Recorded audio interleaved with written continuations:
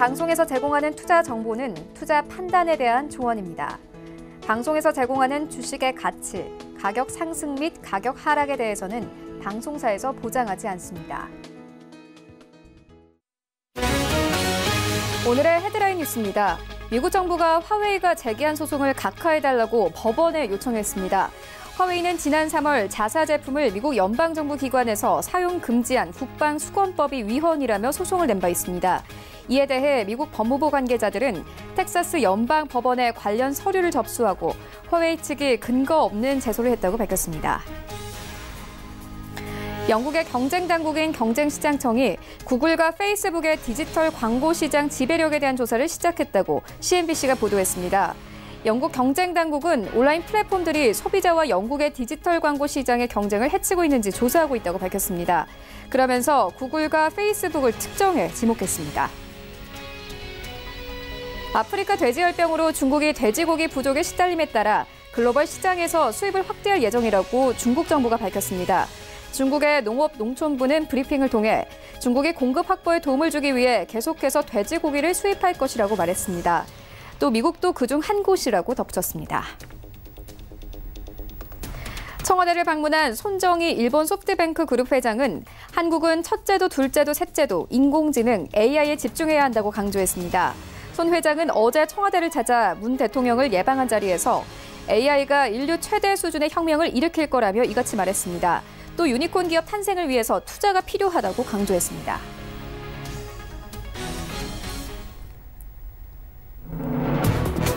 시청자 여러분 안녕하십니까? 출발 증시와이드 1부 시작합니다. 최윤입니다. 어제 우리 증시 양지수 엇갈리면서 시장 마감이 됐습니다. 일단 코스피 시장은 힘 받았습니다. 전날 코스피가 1% 넘게 낙폭을 기록하면서 어제 시장에서는 반발 매수세가 유입됐습니다. 또 전날 뉴욕 증시에서 사상 최고치를 경신하면서 우리 시장의 투자 심리도 함께 살아났습니다. 시가총액 상위 종목들은 대부분 상승하면서 마감이 됐는데요. 반면에 코스닥 시장은 힘을 잃었습니다. 한미약품의 기술 수출 실패 소식과 함께 어제 코스닥은 소폭 눌리면서 690선에서 시장 종가 형성했습니다. 또 어제 홍남기 경제부총리가 한 라디오 프로그램에서 금리를 인하할 수 있다는 취지의 발언을 함에 따라 어제 외환 시장도 힘을 받았습니다. 원달러 환율은 1170원대에서 60원대까지 내려오면서 마감이 됐습니다. 간밤에 뉴욕 증시는 휴장이었습니다. 독립기념일로 휴장하면서 유럽 증시는 대부분 관망세에 이어졌습니다. 보합권에서 마감이 됐는데요. 이런 시장 상황들 출발 증시와이드 1부에서 정확하게 알아보도록 하겠습니다. 네, 먼저 이 라이브 이슈타임에서는요. 삼성전자 2분기 잠정 실적이 오늘 발표됩니다. 일단 시장에서는 눈높이가 좀 많이 낮아져 있는 상황인데요. 이와 함께 바닥 찍고 다시 반등할 수 있는 계기가 될지 살펴보도록 하겠습니다. 네, 이어서 뉴욕 증시에서 월트 디즈니의 주가는 연일 신고가를 경신하고 있습니다. 하지만 우리 시장의 컨텐츠주들 CJENM과 스튜디오 드래곤은 이 저점을 찍고 있는 상황인데요. 컨텐츠주의 주가 흐름 함께 짚어보도록 하겠습니다. 네, 이어지는 월가 산책 시간에는요. 보잉이 737 맥스 희생자 등에 1억 달러를 지원하겠다고 밝혔습니다. 함께 세부 내용 짚어보도록 하겠고요. 이어서 미국의 IT 업체들이 중국의 관세를 피하기 위해서 중국 탈출이 가속화되고 있다는 보도가 나왔습니다. 함께 자세히 짚어보도록 하겠습니다. 출발 증시와이드 1부 지금 출발합니다.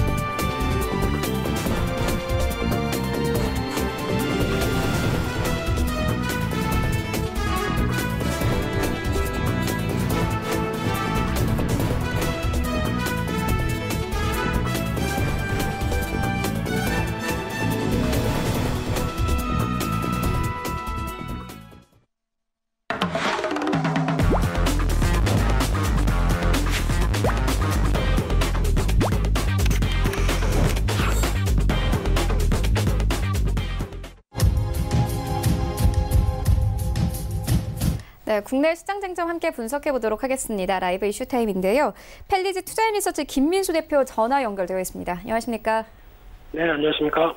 네, 대표님, 오늘 삼성전자의 잠정 실적이 발표가 됩니다. 영업이익이 무려 6조 원 정도가 현재 예상이 되고 있는 상황인데요. 하지만 증권사들은 최하로는 5조 원대까지 보고 있습니다. 오늘의 이 영업이익 발표 어떻게 보고 계십니까?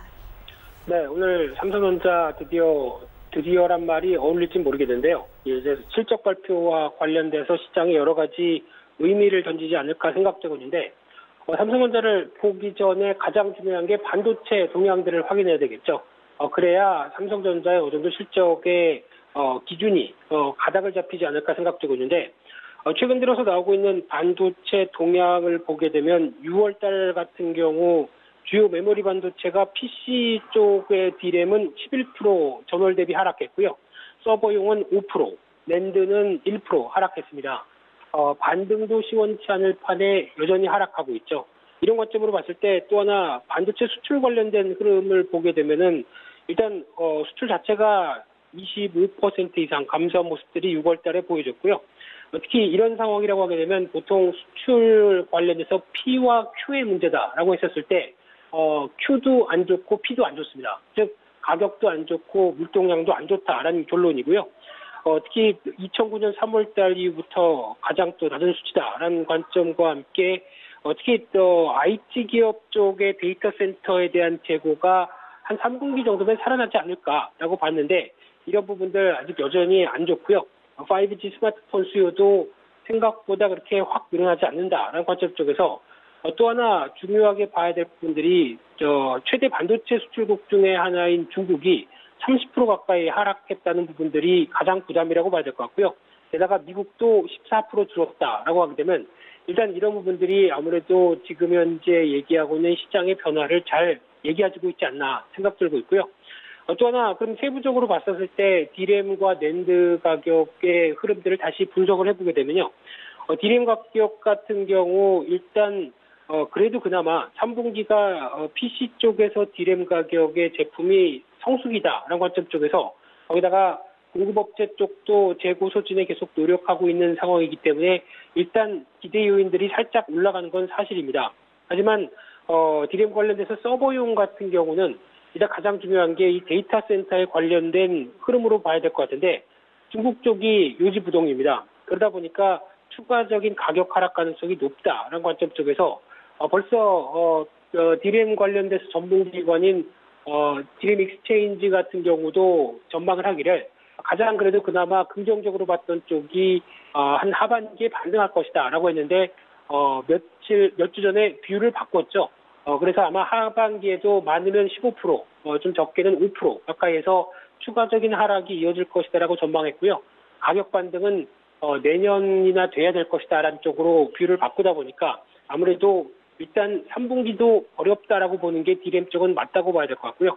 그런 관점 쪽에서 이 마이크론 테크놀로지가 감산 얘기를 본격적으로 꺼냈습니다. 그래서 오늘 삼성전자 실적에서 물론 이제 IR이 본격적으로 되는 건 아니지만은 실적 발표와 함께 이제 본격적으로 삼성전자도 감산 얘기가 나오기 시작한다라고 하는 부분들이 가장 반도체 쪽의 가격 쪽에서는 중요하게 봐야 되지 않을까 생각되고 있고요. 또 하나 낸드 플래시 같은 경우는 그나마 상대적으로 좀 안정됐다고 표현해야 될 것 같습니다. 가격 추이를 본다고 하더라도 하락 속도가 D램만큼은 아니다라는 관점과 함께 지난 3, 4월 달은 약간 반등도 시도했던 만큼 오히려 변화가 들어오게 되면 낸드 플래시가 좀 더 낫지 않을까라고 바라보고 있는 상황들인데 무엇보다 중요한 변화 중에 하나가 도시바의 정전 사태가 한번 있었었죠. 그러다 보니까 3D 낸드는 공장이 빠르게 정상화가 됐다고 하더라도 2D 낸드 같은 경우는 워낙 라인이 좀 노후화되어 있다 보니까 가동이 좀 지연되고 있습니다. 그러다 보니까 공급에 대한 변화가 이어지기 시작하면서 좀 가격도 반등 가능성이 높지 않을까라는 관점으로 보는데 따라서 우려보다는 약간 업황이 조금 더 당겨질 가능성이 높다라는 관점 쪽에서 낸드 플래시를 바라보고 있고요. 그런 관점이라고 하더라도 여전히 D램 중심으로는 아직까지 어렵다라는 관점으로 나오게 되면 아마 오늘 발표될 삼성전자 실적 관련돼서는 일단 가장 기점이 영업이익 6조 원대라고 봐야 될 것 같습니다. 6조 원대 이상이냐, 6조 원대 이하냐라는 부분에 따라서 일단 눈높이는 맞춰지는 부분이냐 아니냐로 바라볼 수 있는 상황들인데 하지만 오늘 실적에서 가장 중요한 게 반도체 안 좋을 거다라는 건 누구나 다 알고 있는 사실입니다. 그렇기 때문에 이 반도체와 관련된 부분들 쪽에 앞으로의 전망이 더 중요하지 않을까라는 관점 쪽에서 실적을 바라봐야 될 것 같고요. 특히 환율 효과에 대해서 어느 정도 영향을 끼쳤는지, 만약에 이 부분이 좀 더 긍정적이었다고 하게 되면 아마 살짝 생각했던 것보다 좀 높게 나올 수도 있다고 봐야 될 것 같고요. 워낙 2분기 때 환율이 1,200원대 근접할 정도로 좋았기 때문에 수출업체 입장 쪽에서는 좋았기 때문에 그런 관점이 나올 수도 있다고 봐야 될 것 같고요. 또 하나 오늘의 실적에서 가장 중요한 부분들이 그동안 반도체가 빛을 발하면서 나머지 부분들이 그렇게 썩 부각을 받지 못했던 부분들이 어느 정도 빈틈을 메꿔주느냐, 이 부분도 가장 중요하다고 봐야 될 것 같은데, 그렇게 되면 대표적으로 스마트폰이겠죠. 특히 화웨이 제재를 통해서 약간 수혜를 받는 정도가 어느 식으로 나타났느냐 라는 부분들도 중요하다고 봐야 될 것 같고요. 또 하나 평소에는 잘 보지 않았던 가전 같은 경우도 반도체가 힘들다 보니까 빈틈을 좀 메꿔서 영향력을 발휘하지 않았을까라는 쪽도 보여주고 있는데, 디스플레이 쪽은 워낙 그렇게 크게 어떤 기대감이 높지가 않기 때문에 그쪽의 실적에 대한 보탬이 많이 안 된다고 하더라도 이 두 가지가 아무래도 실적 변화에서 중요하게 봐야 될 부분이라고 생각되고 있고요.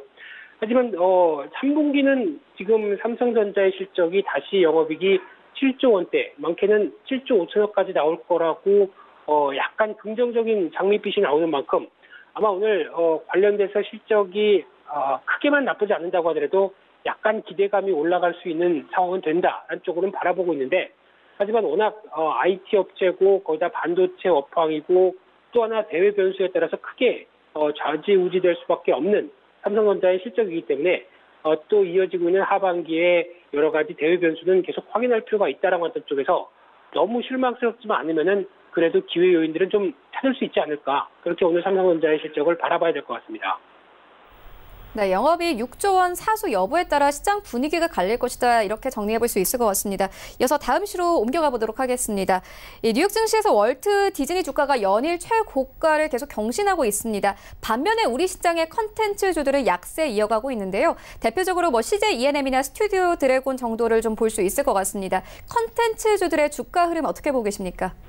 네, 부럽습니다. 딱 한마디로 부럽습니다. 그게 다인 것 같고요. 최근에 친한 지인 중에 한 분은 이번에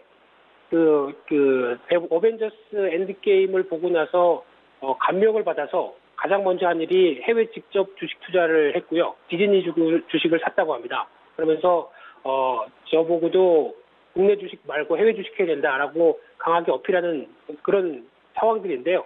반대로 보게 되면 그냥 덕후를 해서 그러지 않나라는 생각이 들고 있는데, 그래도 주가의 어떤 컨텐츠 관련된 여러 가지 변화가 좀 글로벌 트렌드가 바뀌고 있다라고 봐야 되는 그런 상황이라고 보여지고 있고요. 특히 한 2012년도까지 디즈니 주가는 20-30달러대, 그래서 즉 저희가 알고 있기는 약간 유아용 그리고 약간 좀 애니메이션 쪽에 강한 회사 정도로만 알고 있는, 그래서 주가도 20-30달러대를 박스권에 움직이다가 공격적인 행보가 나오기 시작했죠. 특히 여러 가지 회사들을 인수하고 그동안 유보했던 자금들로 M&A가 시도가 되기 시작하면서, 게다가 또 운 좋게도 인기가 있는 여러 가지 컨텐츠들이 나오기 시작하면서 시장에서 부각을 강하게 받고 있고요. 이런 어떤 컨텐츠 산업은 별거 없습니다. 딱 인기를 받느냐 마느냐라는 관점 쪽에서 가장 중요하게 반응을 한다라고 보시면 될 것 같은데, 지금 이어지고 있는 마블 쪽의 여러 가지 컨텐츠들 최근에 가장 또 글로벌 인기를 많이 끌었었죠. 어벤져스도 그렇고 이번에 또 토이스토리 4라든가 또 이번에 개봉하고 있죠. 스파이더맨 Far From Home, 거기다가 또 실사로 찍는 라이온 킹, 또 겨울 가게 되면 겨울왕국 2 또 보러 가셔야죠. 네, 그런 관점이다 보니까 어떤 지금 글로벌 트렌드가 약간 이제 미국 중심의 디즈니 쪽에 대해서 우위를 나타낼 수 있는 인기도를 보여준다라는 쪽이 아무래도 시장에서 부각을 받는다고 봐야 될 것 같고요. 그러다 보니까 자연스럽게 한국 콘텐츠 쪽은 과거의 영광을 좀 빛을 좀 퇴색하고 있다라는 쪽으로 바라보고 있는데, 드라마 하면 한국, 콘텐츠 하면 한국이었던 부분들이 가장 먼저는 사드 배치와 관련돼서 중국에 대한 영향력들이 많이 잃었고요.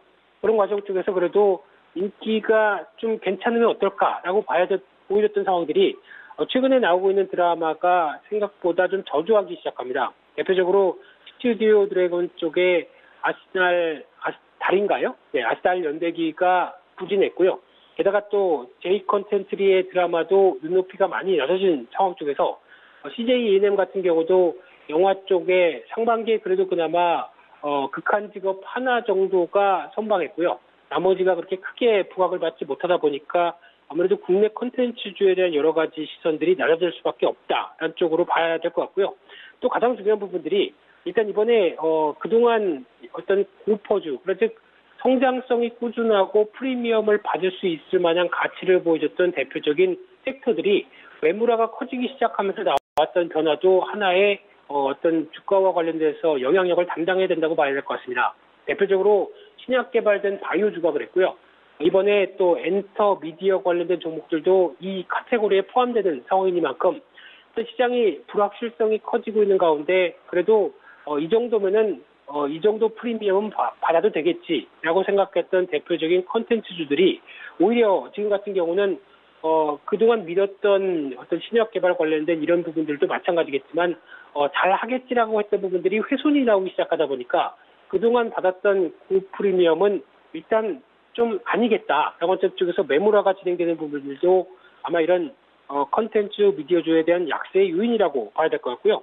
따라서 이런 흐름이라고 하게 되면 또 마찬가지로 다른 거 없습니다. 하반기에 혹시 그래도 다시 한번 한국 컨텐츠의 힘을 보여줄 수 있을 만한 히트작이 나오느냐 여부에 따라서 가장 중요하게는 어떤 반등의 여부를 논해야 될 것 같고요. 지금 이 시점 쪽으로는 잘못하게 되면은 특별히 또 인기를 끌지 못한다라고 하게 되면 매물화를 불러일으킬 수밖에 없다는 관점 쪽에서 약간 아직까지는 부정적이라고 봐야 될 것 같고요. 그럼 또 하나 반대로 말씀드린다고 한다면 그동안 그러면 기존의 신약 관련된 바이오주라든가 그리고 또 엔터 미디어주 쪽에서 들어가 있던 자금들이 실망 매물로 빠져나온다. 그러면 과연 이 자금들이 어디로 가겠느냐. 이 부분도 확인하셔야 될 것 같습니다. 그러면 아마 실망했던 가장 큰 근거가 결과가 안 나온다. 실적이 안 나온다. 숫자가 안 나온다. 이런 쪽에 대한 얘기라고 하게 되면 반대로 그러면 실적이나 성장성이 충분히 담보된 섹터 쪽으로 바뀔 수가 있습니다. 그런 쪽으로 봤을 때 뭐 5G라든가 지금 나오고 있는 뭐 전자결제 쪽 그리고 또 이어지고 있는 변화를 봤었을 때 2차 전지 관련된 섹터들 이런 쪽은 그래도 실적이 확인되고 있는 상황이기 때문에 그런 쪽으로 바뀔 수 있다는 것도 염두를 하면서 시장의 큰 섹터에 대한 접근도 필요하지 않을까 그렇게 보여집니다. 네, 컨텐츠주는 이 기대에 못 미치면서 매물이 나오고 있지만 인기적 여부에 따라서 반등이 나올 것이다 이렇게 짚어주셨습니다. 이어서 다음 이슈로 옮겨가 보도록 하겠습니다. 최근 남북미 정상회담이라는 호재에도 불구하고 남북 경협주들의 움직임이 잠잠합니다. 이슈가 있을 때마다 급등과 급락을 반복했던 이 학습 효과 때문에 투자자들이 관망세를 유지하고 있다는 분석 나오고 있는데요. 대표님께서 어떻게 보십니까? 네, 잘 안 보입니다. 남북 경협주 관련돼서는 어떻게 보면은 과거에 제가 또 이 부분도 똑같다고 봐야 될 것 같은데요. 보통 이제 테마주 그리고 섹터의 강화 이런 쪽의 가장 큰 배경은 기대감입니다. 근데 기대감이 얼만큼 많이 반영되느냐. 그러니까 즉 처음 이슈가 나왔을 때 가장 크고요. 두 번째 나왔을 때 그보다 좀 반감되고 세 번째 나오게 되면 처음보다는 거의 약간 10% 20% 정도의 수준의 기대감 정도로만 반영된다라고 하게 되면 말씀하셨던 것처럼 계속 반복되다 보니까 얘기는 뭔가 된다고 하는데 실제 바뀐 건 없고 그러면은 기대감이 점점 작아지게 되겠죠. 그런 관점 쪽에서 이번에 남북 경협주에 대한 동향을 보시면 될 것 같은데 마찬가지로 지금 저희가 가장 큰 트라우마는 2차 북미 정상회담에서 트럼프 대통령이 노딜로 회담장을 그냥 쑥 하고 지나갔던 그 악몽이 아직까지는 가장 크다고 봐야 될 것 같고요. 그러다 보니까 이번에 다시 북미 실무 협상을 재개하고 뭔가 또 다시 3차 북미 정상회담이 준비된다라고 하더라도 그럼 만약에 정상회담을 해서 결과물까지 나오고 거기다가 그다음에 남북경협주로 이어질 때 어떤 기업들의 실적과 관련된 변화 요인들이 강하게 카테고리로 연결될 수 있을 것이냐 라는 부분들이 아직 해답을 못 준다고 봐야 되겠죠. 그런 관점이다 보니까 여전히 좀 답보 상태고 좀 정체돼 있다라는 쪽으로 보시면 될 것 같고요.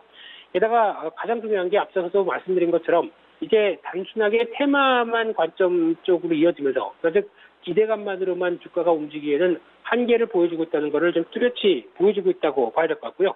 하지만 그래도 트럼프 입장 쪽에서는 내년까지 이어지는 재선 과정을 통해서 뭔가 성과가 필요합니다. 그래서 미중 무역 분쟁도 그래서 합의를 하지 않을까. 대북 관련된 쪽도 그래서 비핵화에 대한 어떤 한 발짝 더 나간 모습들을 보여주지 않을까라는 쪽으로 기대하고 있는 거고요. 북한도 지금 김정은 위원장의 생각은 일단 경제를 개발하겠다라는 관심이 상당히 높습니다. 그렇기 때문에 성과는 나올 가능성은 있다라고는 보여지고 있는데 하지만 저희가 지금 목 놓아 기다리는 것은 구체화입니다. 그냥 뭐가 된다 아니면은 다시 실무회담 한다보다 앞서서 어떤 변화를 이끌 만한 조금 더 중요한 요건들, 즉 구체화를 통해서 그래도 좀 청사진에 가깝게 다가서는 모습들이 계속 확인이 돼야 그나마 남북경협조에 대한 변화들이 그대로 나올 수 있다라고 봐야 될 것 같고요. 그 전에는 아직까지는 너무 긍정적으로 바라보면서 대응하기는 힘들다는 게 이번에 여러 가지 중소형주에 대한 압박들 같은 경우도 같이 연결돼서 봐야 될 부분이라고 생각됩니다. 네, 남북 경협주 구체화와 가시화 여부의 확인이 필요하다 이렇게 짚어주셨습니다. 네, 그리고 현재 포털 사이트 검색어의 상위에 손정희, 가온미디어, AI 관련주들 등이 올라와 있습니다. 어제 이 손정희 일본 소프트뱅크 그룹 회장이 한국은 AI에 집중해야 한다 이렇게 밝히기도 하면서 최근 오늘 이런 지금 이슈가 되고 있는 상황인데요. 대표님께서는 이미 가온미디어에 대해서 한번 언급을 해주신 적이 있었습니다. AI 관련주들 어떻게 보고 계십니까?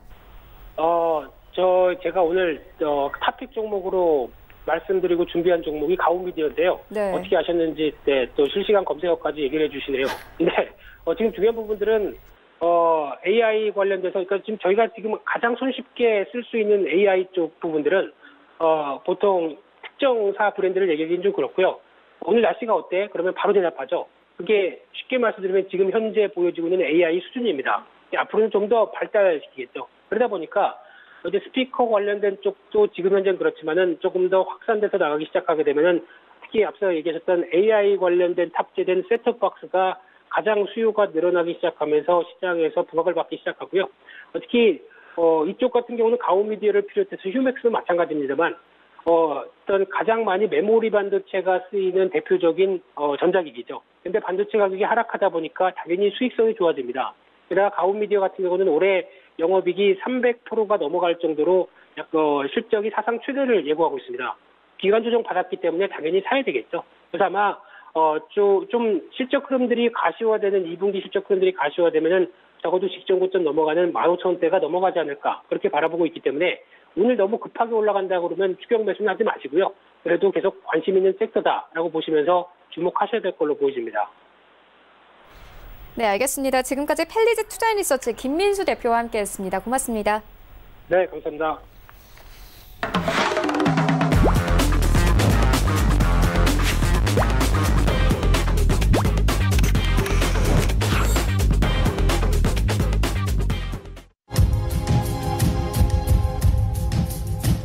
네, 글로벌 이슈 체크해보도록 하겠습니다. 월가 산책 시간인데요. KTB 투자증권 이성훈 과장 전화 연결되어 있습니다. 안녕하십니까? 네, 안녕하십니까? 네, 보잉사가 737 맥스 희생자 등에 1억 달러를 지원하겠다고 밝혔습니다. 이와 함께 신뢰 회복할 수 있을까요? 네, 우선 보잉이 올해 자사의 737 맥스 8 기종 추락사고 희생자 유족들과 지역사회에 1억 달러를 지원한다라고 좀 밝혔습니다. 소송과는 좀 별개 지원이라고 볼 수 있겠고요. 이 유족들의 생활비, 또 교육비, 이 지역사회 개발 등의 자금을 투입하면서 이 각국 정부, 그리고 비영리 기구 등과 함께 사업을 추진한다는 계획인데요. 이 연말까지 보잉 사원들의 모금까지 더해지면은 기금 규모는 더 늘어날 것이라고 보잉은 전망했습니다. 그러나 일부 유족들은 보잉이 유족들이 요구하고 있는 이 사고 기종 관련 정보를 아직 제공하지 않으면서 언론을 통해 이 같은 계획을 공개한 것은 언론 플레이라고 좀 비판하고 있는 상황이고요. 이들은 보잉이 실제로 1억 달러를 다 출연할지에 대해서도 지금 의문을 제기하고 있는 상태입니다.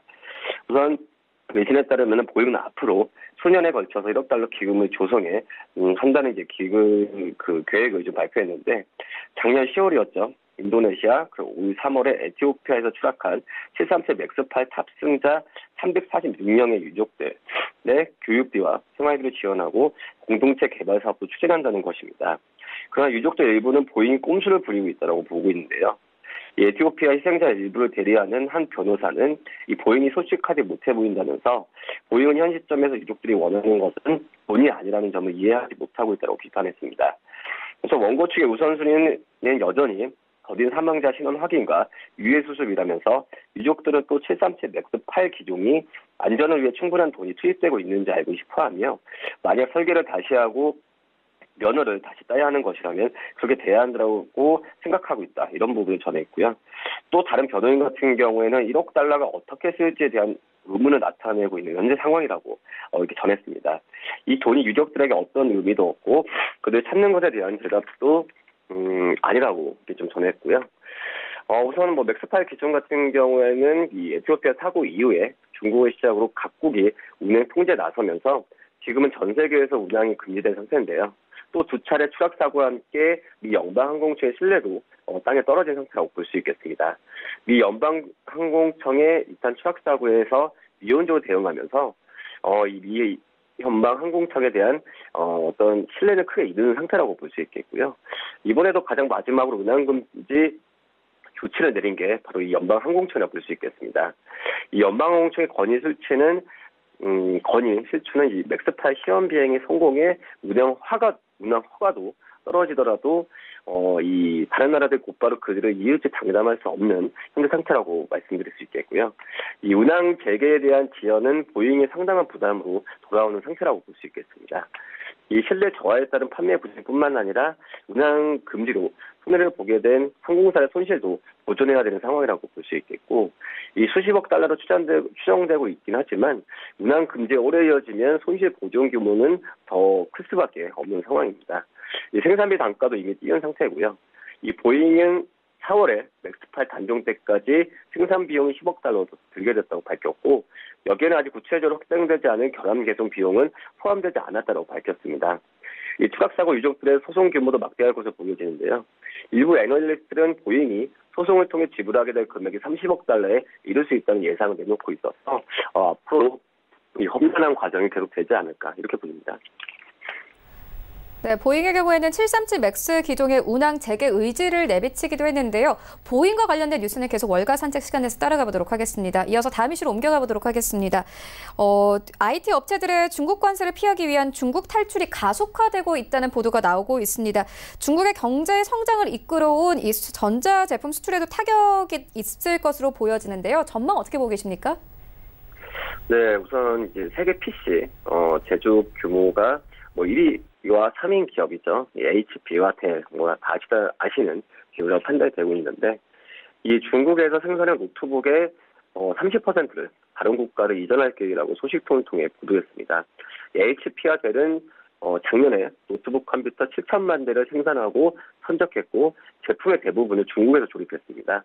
또 마이크로소프트와 구글, 아마존, 소니, 닌텐도 같은 경우에도 주로 미국으로 수출되는 게임기와 스마트 스피커의 일부를 중국 대신에 다른 곳에서 생산을 검토하고 있는 것으로 전해졌고요. 이 중국 기업인 레노버와 또 대만의 에이서, 아우스텍 컴퓨터 또한 PC 생산지를 옮기는 것을 저지하고 있는 것으로 좀 밝혀지고 있고요. 이 애플이 중국에서 생산하는 스마트폰의 30%를 다른 곳으로 옮기기 위한 조사에 들어간 것으로 알려질 뿐만 아니라 미국 수입 업체들의 요청으로 기타 서버와 통신장비, 전자부품 제조업체 일부도 중국에서 철수 중에 있습니다. 이 칸타, 폭스콘, 또 인베텍 같은 경우에도 미국 정부의 중국 제품 관세가 부각되기 시작한 작년부터 이 데이터 센터용 서버를 중국에서 대만과 멕시코, 체코로 이전을 좀 완료한 상태라고 볼 수 있겠고요. 니케이는 지난달 말에 G20 정상회의에서 이 도널드 트럼프 미국 대통령과 시진핑 중국 국가주석이 무역전쟁 휴전 및 협상 재개 핵심에도 불구하고 기술 기업들이 불확실한 전망과 제조비 상승에 따른 이 중국을 떠나라는 계획은 변하지 않고 있다고 보도했습니다. 한때 세계에서 제조되는 노트북 세대 중에 한 대가 만들어졌던 중칭 같은 경우에는 제조비 상승으로 기업들로부터 매력을 잃어가면서 HP는 올해 2년 전에 비해 절반 수준인 1,000만 대를 생산할 것으로 현재 정부 당국이 밝혔고요. 대만과 태국에서 공급망을 키운 HP 같은 경우에는 이르면 이번 분기 말부터 그곳에서 생산할 것으로 좀 알려졌고, 델은 이미 대만과 베트남, 필리핀에서 시범 생산에 좀 들어갔습니다. 잇따른 생산 철수는 세계 최대 PC와 스마트폰 제조국인 중국의 경제 성장을 이끌어온 이 전자제품 수출에도 타격이 입힐 것으로 예상되고 있는 상태인데, 이 중국 내 일자리 상실뿐만 문제를 얘기할 뿐만 아니라 1990년 이후에 가장 성장에 조조한 중국 경제에도 타격이 좀 예상되고 있습니다. 이 대만경제연구소 이코노미스트 다루던 추가 얘기했던 내용에 따르면 이 미국과 중국의 분쟁을 해결한다고 하더라도 중국은 앞으로 다른 전자 생산국과 경쟁해야 되는 상황이고 이 미국의 관세 부과 때문만은 아니 노동비 상승 등으로 인해서 기업들 돌아가지 않을 것도 전망했습니다. 그러면서 또 동남아시아의 다른 나라들이 이런 부분에 있어서 수혜를 받을 것으로 지금 예상이 되고 있습니다. 네, 알겠습니다. 이어서 다음 이슈로 옮겨가 보도록 하겠습니다. 여러 대외 요인으로 인해서 금융시장의 변동성이 커지면서 안전자산인 금의 인기가 고공행진을 하고 있습니다. 금값이 6년 만에 최고치를 경신을 했는데요. 자세한 배경과 함께 전망 짚어봐 주시죠. 네, 금값이 6년 만에 지금 최고 기록을 현재 쓰고 있는 상태라고 볼 수 있겠고요. 우선 글로벌 경기 둔화와 세계 시장의 불안정한 상황이 영향을 미치는 것으로 좀 판단이 되고 있습니다. 우선 예상보다 지금 현재 낮은 성장세를 보인 경기 지표로 인해서 이 금 가격이 상승하는 현재 상황이고요. 이 시장 경제에 대한 우려가 투자가들을 안전한 자산에 투자하도록 유도하는 현재 상황이라고 좀 볼 수 있겠습니다. 우선 8월 인도분 이번 주에 있었던 가격이 온스당 1,429달러를 기록하면서 2013년 8월 이후에 거의 2년 만에 가장 높은 가격을 좀 기록했고요. 지금 현재 금값이 치솟고 있는 상태인데 어떻게 보면 글로벌 경기 둔화에 대한 우려가 있는 상태와 함께 각국 중앙은행이 기준금리를 내릴 것이라는 전망도 이 금값 상승세에 영향을 미친 것으로 보여지고 있고요. 최근 미국과 중국이 무역협상을 재개하기로 합의했지만 이미 1년 이상 갈등을 키워온 이 미국과 중국 무역전쟁은 이제 불안정한 글로벌 경제의 한 원인으로 지적되고 있습니다. 이 IMF 총재가 20일 차기 총재로 지명되면서 22가 통화 안정 정책을 펼칠 것으로 예상된다는 점도 역시 금수요를 키운 것으로 좀 판단이 되고 있고요. 우선 향후에 봤을 때도 연준이 금리를 내릴 것이라는 기대감이 지금 나와주고 있는데 금값은 통상 달러 가치와 반대로 움직이므로 이 미국이 금리 인하기에 금값은 상승세 항상을 나타냈습니다. 이 하반기에도 안전자산은 여전히 소도될 가능성이 높으면서 이 금값과 또 이제 금펀드도 상승세를 나타낼 수 있을 것으로 보여지고 있고요. 우선 지정학적 리스크 심화도 나와주면서 하반기 이후에는 세계 경기가 어떤 레이트 사이클 한마디로 좀 천천히 가는 진입이 좀 본격화될 것으로 판단되고 있고 특히 연준의 완화적 통화 정책으로 이 전환되면서 이 경기 여건 불확실성이 확대가 되는 부분도 지금 해석이 되고 있습니다. 또 여기 유럽 정치나 경제 불확실성도 유럽 쪽에서의 금 ETF죠. 수요 증가로 이어질 수 있는 상태이기 때문에 금값에 대한 상승 부분은 계속 일어날 가능성이 있지 않을까 이렇게 좀 판단됩니다. 네, 알겠습니다. 그리고 오늘 기재 차관이 수출 규제 일본의 의존도를 낮출 것이다. 핵심 기술을 개발할 것이다. 이렇게 밝히기도 했습니다. 또 어제 김상조 이 위원은 JTBC와의 인터뷰에서 이와 관련돼서 이 세계 경제가 피해를 입을 것이다. 이렇게 밝히기도 했는데요. 일본의 수출 규제 상황 어떻게 보고 계십니까? 네, 우선 한국의 수출 규제 어떻게 보면은 지금 현재 압록 조치의 일탄이라고 좀 볼 수 있겠는데 우선은 논란은 많습니다. 우선은 지금 현재 이게 경제 보복이냐 아니면은 일반적인 경기에 대한 상황이냐라고 좀 얘기를 하고 있는데 우선은 지금 이 말씀하셨듯이 김상조 청와대 정책실장은 일본의 수출 규제 조치와 관련하면서 일본의 규제 대상에 오를 수 있는 부품 리스트를 정부가 확보하고 있다고 밝혔습니다. 그러면서 정부가 일본의 수출 규제에 손 놓고 있었던 게 아니냐는 지적이 일어나는 현재 상황에서 이 OLED 완제품을 생산하기 위해서는 약 70개, 메모리 반도체 약 500개 공정이 있다라고 언급하면서 공정을 하나씩 손보면서 일본에서만 수입할 수 있는 소재나 부품을 골라내는 부분을 좀 얘기를 했습니다. 지금 현재 일본이 선택한 규제 품목이 이 플로린 폴리이미드 또 그리고 불화수라 볼 수 있겠는데 이거에 대한 우리나라 정부의 어떤 추후적인 조달 업체를 좀 구하는 부분도 분명히 필요하다라고 좀 생각이 되고 있고요. 우선 지금 현재 일본 정부도 이런 그 수출 규제를 철회할 계획이 없다라고 좀 밝히고 있는 상태라서 전입 가격을 좀 가지 않을까 좀 판단이 되고 있습니다. 이 부분이 이제 국제법 위반이냐 아니냐 이 부분을 좀 얘기를 하고 있는데 이거에 대한 부분에 있어서 좀 시간은 걸리겠지만은 당장 봤을 때는 우리나라 어떤 기업들한테는 이 예정이 된 어떤 생산 부분에 채택이 되는 부분은 우선 지금 현재 상태에서는 이 수적에 대한 우려감을 더 키우는 부분은 맞지 않냐 이렇게 좀 생각이 됩니다. 네, 그렇다면 우리 시장에서 반사 이익을 볼 만한 종목들도 있습니까? 그렇겠죠. 지금 현재 봤을 때는 이 폴리미드와 같은 이 제조하는 그런 그 우리나라 반도체 소재 업체들이 분명히 반사 이익을 볼 가능성이 있다라고 좀 생각이 되고 있고요. 지금 현재 봤을 때도 후성이나 여러 가지 종목 같은 경우에 이 반사이익에 대한 기대감 때문에 주가의 상승 여력이 좀 나와주고 있다라고 좀 판단이 되고 있습니다. 지금 현재 반사이익에 대한 종목들에 대한 후성, 솔브랜, SK 코론피아이가 대표적으로 꼽혀주고 있는데 이 후성 같은 경우는 불소를 기반으로 한 기초 화합물의 제조와 판매를 영위하는 기업이라고 좀 볼 수 있겠고요. 이 솔브랜 같은 경우에도 이 디스플레이와 2차 전지 재료 사업을 영위해가는 기업으로 다양한 자회사를 보유하고 있습니다. 그렇기 때문에 이 솔브레인과 후성에 대한 반도체 소재 기업들 관심 있게 볼 필요가 있다고 판단이 되고 있고요. SKC 코론 PI 같은 경우에도 이 PI 필름의 제조와 유통업을 주력으로 하는 글로벌 전후 1위 기업인데 이런 점에서 이 세 개 기업도 꼭 반사이뿐만 아니라 어떤 그 재무적인 그런 구조도 탄탄하기 때문에 이 반사이익에 대한 종목들은 또 선별해서 대응하는 전략이 좋지 않을까 이렇게 보입니다. 네, 현재 우리 시장에서는 현재 한국에서는 일본 관련해서 상품들 불매 운동의 움직임이 일어나고 있습니다. 그렇다면 관련 수혜주도 있을까요? 네, 대표적으로 봤을 때도 이 불매에 관련주라고 할 수 있는 부분은 마트 종목들이 있다라고 좀 판단이 되고 있고요. 유통주들이 대표적인 이런 불매 운동의 어떤 그 수혜가 될 가능성이 좀 있지 않을까 이렇게 판단이 되고 있습니다. 지금 현재 같은 경우에는 일본에 주로 우리나라가 구입하는 어떤 그 내수 쪽에서의 식품류나 아니면은 여러 가지 그 엔터 같은 그런 기업들 그런 상품들을 계속 구매하고 있는데 이런 부분은 우리나라 쪽으로 바뀐다고 한다면은 어떤 문구나 이런 부분에 있어서도 우리나라 기업들의 수혜가 될 가능성이 좀 있다라고 판단이 되고 있고요.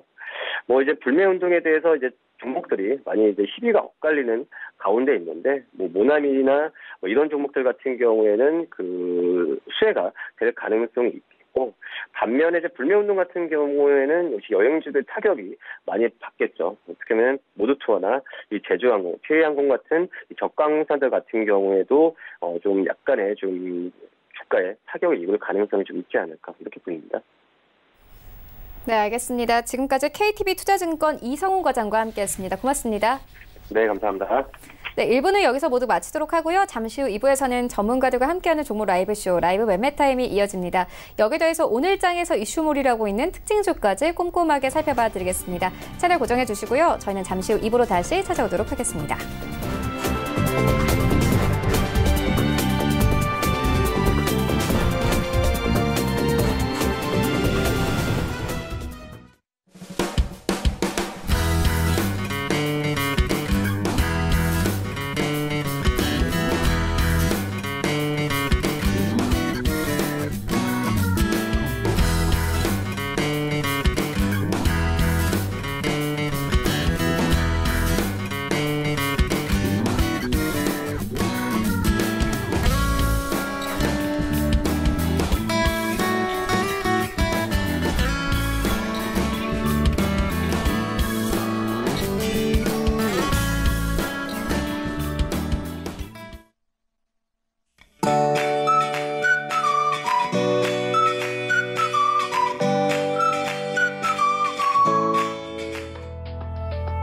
안녕하세요. K웨더 라이프스타일 예보 오주호입니다.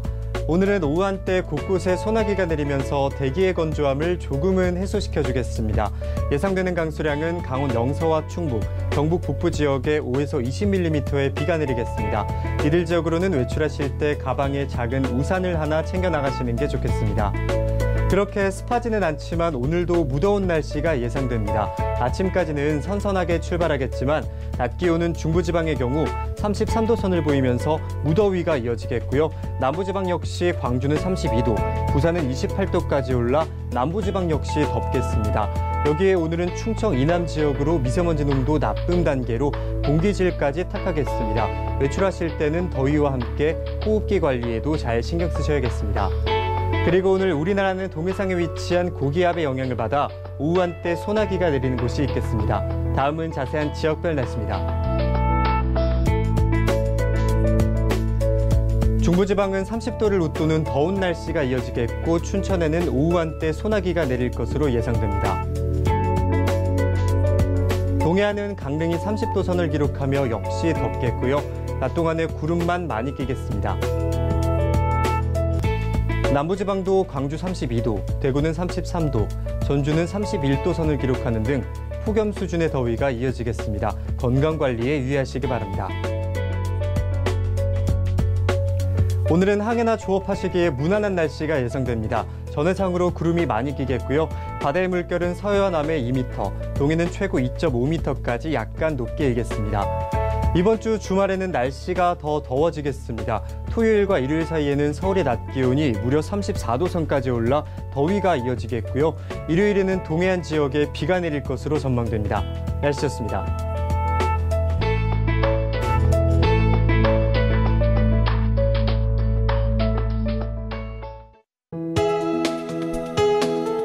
본 방송에서 제공하는 투자 정보는 투자 판단에 대한 조언입니다. 방송에서 제공하는 주식의 가치, 가격 상승 및 가격 하락에 대해서는 방송사에서 보장하지 않습니다.